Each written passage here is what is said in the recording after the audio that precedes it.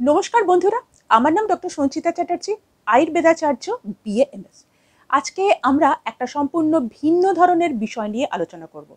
সমস্যাটি একটা মনোরোগ নিয়ে আমরা একটা আলোচনা করব, একটা মানসিক সমস্যা নিয়ে আমরা আলোচনা করব।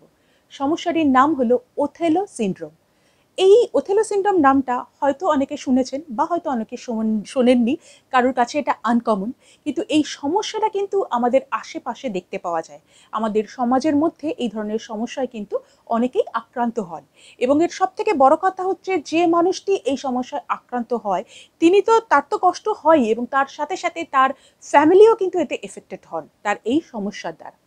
তো এই ওথেলো সিনড্রোম বলতে আমরা ঠিক কি বুঝি, এই ধরনের লক্ষণ, এই সমস্যার লক্ষণটা কি কি, এবং কেন বা কিভাবে এই ডিজিজটা হয়, এর কি কোনো প্রতিকার আছে, এবং এর ট্রিটমেন্ট প্রভৃতি বিষয় আমরা বিস্তারিতভাবে আলোচনা করব। তার আগে আপনারা প্লিজ আমার চ্যানেলটিকে লাইক করুন, শেয়ার করুন আপনার বন্ধু বান্ধব আত্মীয় পরিজনের সাথে, এবং অবশ্যই সাবস্ক্রাইব করুন। সাবস্ক্রাইবের পাশে বেল আইকনটিতে ক্লিক করে দিন, যাতে পরবর্তী নোটিফিকেশনগুলি সরাসরি পেয়ে যেতে পারে।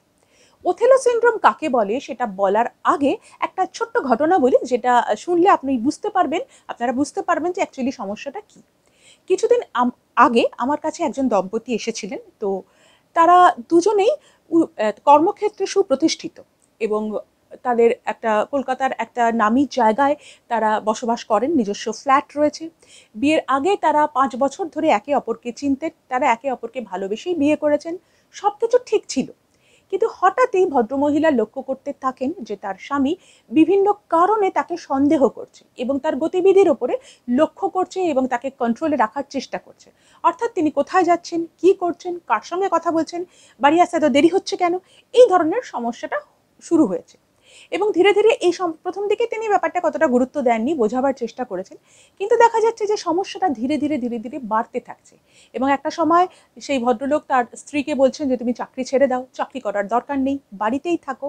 এবং তারপরে সমস্যাটা এমন একটা জায়গায় চলে যাচ্ছে, যেটা মানে একটা মানসিক এবং শারীরিক নির্যাতনের জায়গায় চলে গেছে, এবং তখন আর তারা একে অপরের সঙ্গে থাকতে চাইছেন না। তো ওথেলো সিনড্রোম হচ্ছে এমন একটা সমস্যা, যেক্ষেত্রে একজন মানুষ, তিনি নারী হতে পারেন, তিনি পুরুষ হতে পারেন, তার অপোজিট যে পার্টনার রয়েছে, অর্থাৎ তিনি তার বান্ধবী হতে পারেন, তার স্ত্রী হতে পারেন, তাকে সন্দেহ করতে থাকেন। অর্থাৎ তার যে রোমান্টিক পার্টনার, তাকে সন্দেহ করতে শুরু করেন। তিনি মনে করেন যে তার যে পার্টনার তাকে প্রতারণা করছে, তাকে চিট করছে, অন্য কারোর সঙ্গে তার সম্পর্ক রয়েছে, বিবাহিত হলে তিনি পরকীয়া করছেন। এই ধরনের সন্দেহ তার মধ্যে কাজ করতে থাকে, এবং বেশিরভাগ ক্ষেত্রেই দেখা যায় এই সন্দেহ কিন্তু সম্পূর্ণ ভিত্তিহীন, এর কোনো অস্তিত্বই নেই। এবং দেখা যায় যে প্রথম দিকে সেই ভদ্রলোক বা সেই ভদ্রমহিলা তার অপোজিট পার্টনারকে কন্ট্রোল করতে চেষ্টা করেন, এবং ধীরে ধীরে ধীরে ধীরে কিন্তু সেটা এমন একটা জায়গায় চলে যায় যেটা ফিজিক্যালি অ্যাবিউজড বা ডোমেস্টিক ভায়োলেন্সের পর্যায়ে চলে যায়।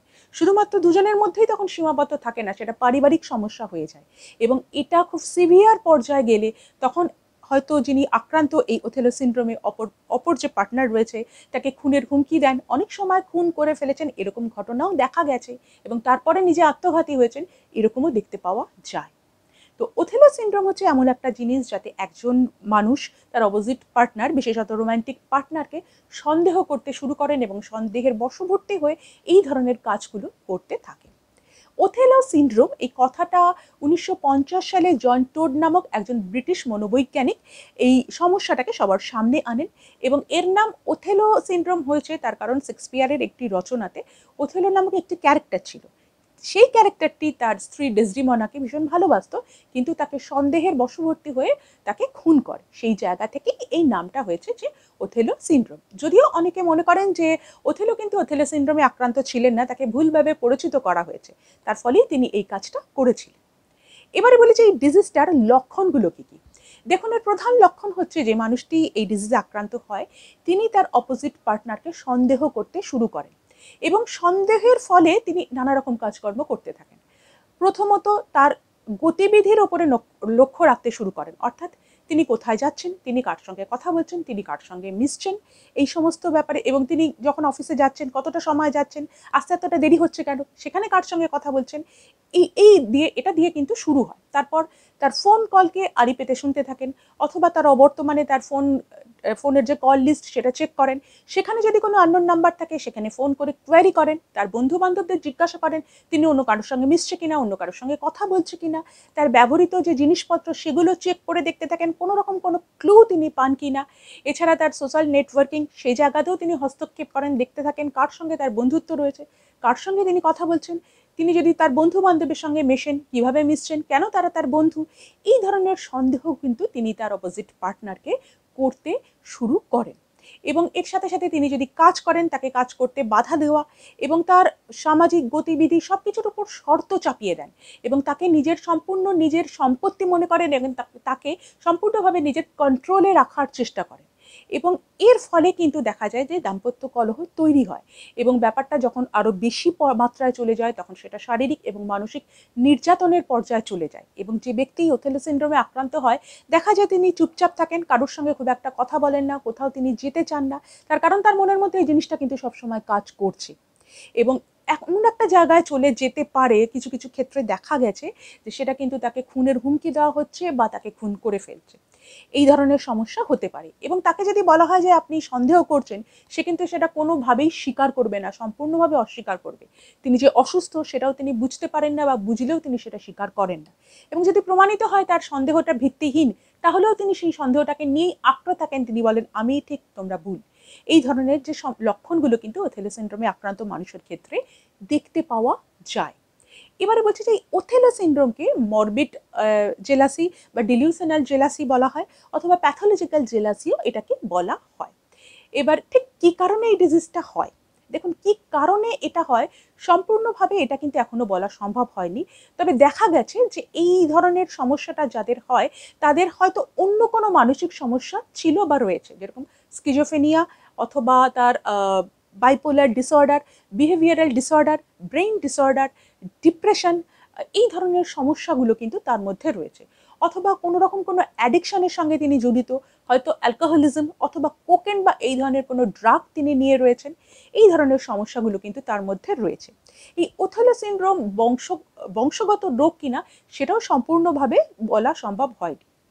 কিছু কিছু ক্ষেত্রে দেখা গেছে যিনি ওথেলো সিনড্রোমে আক্রান্ত তার যে সমস্ত মানসিক ব্যাধি রয়েছে তার পরিবারের অন্যের মধ্যে হয়তো সেই ধরনের মানসিক ব্যাধি রয়েছে, কিন্তু ওথেলো সিনড্রোম কি বংশ পরম্পরায় কিনা সেটা কিন্তু এখনো সম্পূর্ণভাবে বলা সম্ভব হয়।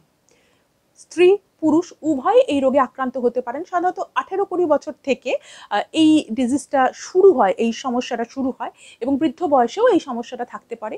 একটি গবেষণার মাধ্যমে দেখা গেছে যে মহিলাদের তুলনায় পুরুষ এই রোগে বেশি আক্রান্ত হয় এবং যারা আক্রান্ত হয় তার 80% কিন্তু বিবাহিত, অর্থাৎ তিনি তার স্ত্রীকে সন্দেহ করছেন, তিনি সন্দেহ করছেন তার অন্য কারোর সঙ্গে সম্পর্ক আছে বা তিনি পরক্রিয়া করছেন, এই ধরনের সন্দেহ তিনি করছেন। এবারে বলি এর প্রতিকার। দেখুন এটা একটা মানসিক সমস্যা, এটা আগে থেকে বোঝার কোনো উপায় নেই, সুতরাং কোনো প্রতিকার সেইভাবে নেওয়া যাবে না। তবে যদি অন্য কোনো মানসিক সমস্যা থাকে সেই সমস্যাগুলোর কিন্তু সমাধান অবশ্যই আপনাকে যখনই হবে তখনই করতে হবে। যে কোনো মানসিক সমস্যায় তাকে কিন্তু বাড়তে দিতে নেই। যখন আপনি বুঝতে পারছেন যে কেউ এই সমস্যায় আক্রান্ত, সেটা আপনি হতে পারেন, আপনার প্রিয়জন হতে পারে, যত তাড়াতাড়ি সম্ভব তার ট্রিটমেন্টটা শুরু করুন। ট্রিটমেন্ট যত তাড়াতাড়ি শুরু করবেন তত তাড়াতাড়ি তার সাকসেস রেট হবে, তিনি সুস্থ হয়ে উঠতে পারবেন। এবারে বলছি ওথেলো সিনড্রোমের যে ট্রিটমেন্ট সেটাকে সাধারণত আমরা দুটো ভাগে ভাগ করেছি, একটা মেডিসিনাল ট্রিটমেন্ট এবং আর একটা হচ্ছে কাউন্সিলিং ট্রিটমেন্ট। তো এই মেডিসিনাল ট্রিটমেন্ট ডক্টর তার প্রয়োজন অনুযায়ী কি সমস্যা রয়েছে, কি সিমটমস রয়েছে সেই অনুযায়ী তার ট্রিটমেন্টগুলো দিয়ে থাকেন। তাছাড়া এর কিছু কিছু সাইড এফেক্ট বা এছাড়াও এর কিছু কিছু সিমটোমেটিক ট্রিটমেন্টও দেওয়া হয়, যেমন ঠিকমতো ঘুম হচ্ছে না, ঠিকমতো খাবার ইচ্ছা নেই, এই ধরনের কিছু সমস্যা হতে পারে, বা ডিপ্রেশন, সেক্ষেত্রে সেই ধরনের ট্রিটমেন্টও দেওয়া হয়।